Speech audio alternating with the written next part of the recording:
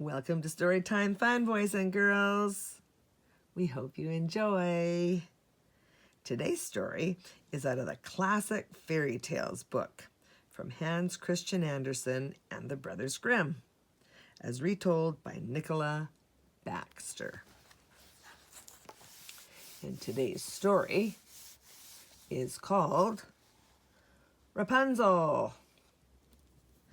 Once there lived a man and a wife who wanted very much to have a child of their own, but years after years passed and they did not have a baby. Often the woman would sit sadly looking out of the window from which she could see the garden next door. Now this garden was very beautiful, full of flowers and vegetables, but no one dared to enter it because it belonged to a witch. One day, as the woman looked out, she suddenly had a great longing to eat one of the lettuces growing below. "I feel as though I shall die if I do not have one of those delicious lettuces," she said to her husband, and she looked so pale and anxious that the poor man, much against his better judgment, agreed to go down and fetch her a lettuce. That evening, as it was getting dark, the man crept over the wall and hurried toward the vegetable garden. He was just about to cut a beautiful lettuce when a voice crackled through the twilight. "How dare you come into my garden to steal from me?" The husband nearly jumped out of his skin. It was the witch. Stuttering with fright, he explained about his wife's great craving for her lettuce. "Very well," laughed the witch. "I'm not an unreasonable woman. You may take a lettuce if you will give me your firstborn child in return." The man was so frightened that he would have agreed to anything, and besides, he did not think it was very likely that he would have children now, so he mumbled his thanks, took lettuce, and ran. But the strange thing was that only a few months later, his wife gave birth to a beautiful baby daughter. Despite the pleadings of the mother and father, the witch made the man keep his promise. She took the child at once and gave her the name Rapunzel. The little girl grew quickly and became more lovely every day. The witch was very kind to her and treated her like her own child, except for one thing. When Rapunzel was 12 years old, the witch took her to a high tower and put her in a room at the very top. There was no door and no stairs, just a small window for Rapunzel to look out from.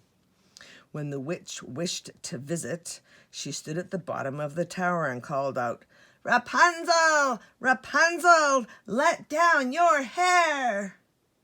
At this, the girl would lower her long braided hair from the window and the witch would climb up. A few years later, a prince came riding past and heard a beautiful voice singing from the top of the tower. Puzzled, he hid behind some of the bushes and waited to see what would happen. Of course, before long, the witch visited Rapunzel in her usual way. As soon as the witch had gone, the prince came out of his hiding place and called out, "Rapunzel, Rapunzel, let down your hair." Thinking that the witch had returned, Rapunzel did as she was asked. She was astonished to see a tall, handsome young man climbing through the high window instead. "Don't be afraid," he said. "I heard your beautiful singing and longed to see you for myself. Now I know that you are as lovely as your voice." The prince spoke kindly to the girl, and as she grew to know him, she grew to love him. All went well until one day, when the witch was visiting, as she climbed into the tower, Rapunzel spoke without thinking. "Why is it, mother dear, that you feel so much heavier than the prince does when he climbs up?" There was an awful silence. Then the witch flew into such a rage that the stones of the tower trembled. She took out some scissors and snipped off Rapunzel's long braid. With her magic powers, she banished the frightened girl to a desert far away. Then, as the sun went down, she crouched near the window and waited.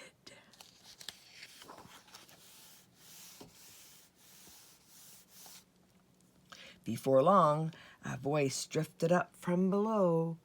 "Rapunzel, Rapunzel, let down your hair." It was the prince. Carefully, the witch lowered the braid of hair out of the window. As the prince climbed into the room, she flew at him. "I wanted to keep my darling safe from such as you," she spat. And with a huge push, she hurled him to the ground. The prince fell like a stone into some bushes at the foot of the tower. He managed to stagger to his feet, but his eyes had been scratched by the thorns, and he could not see at all. In darkness as black as his despairing thoughts, he stumbled away to a life of ceaseless wandering. Years later, the prince came to the desert where Rapunzel was living.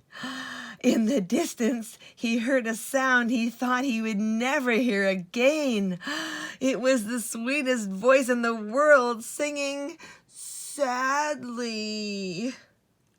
"Rapunzel!" cried the prince, running forward.